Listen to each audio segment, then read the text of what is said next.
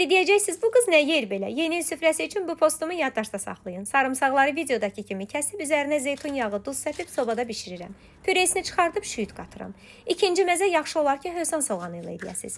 Soğanı iri-iri doğrayıb, laylara ayırıb, dağ olmuş zeytun yağında çox az qovururam. Üzərinə ədviyyatlar və özüm hazırladığım nar şarab gəzdirib, altın söndürürəm. Çalışın soğan xırçıltılı qalsın. Üçüncü məzə kapya bibərini közləyib, təmizləyib, qiyməkkeşlə xırdalayıram. Qoz, sarımsaq, zeytun yağı qatıram. Bu mənim ən sevdiyim məzələrdəndir. Qatqısız və təbii süddən hazırlandığına görə süzmə və şor seçimimi sabdan eləyirəm. Doğradığım ispanaq və şüyüdə şor və biraz da pendir qatıb, yufka lavaşlarında bükmələr eləyirəm. Bükmələrin ağzını su ilə bağlayıram ki, yağda açılmasın. Günabaxan yağında nar kimi qızardıram.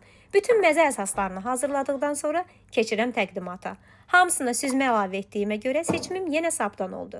Tək-tək süzmə ilə qatıb ayrı boşqablarda da süfrəyə verə bilərsiniz. Amma mən yenə də I am hungry dəsti xətti ilə böyük birisini də yığdım hamısını. Dördüncü məzə reseptimi isə başqa vaxta saxlayıram.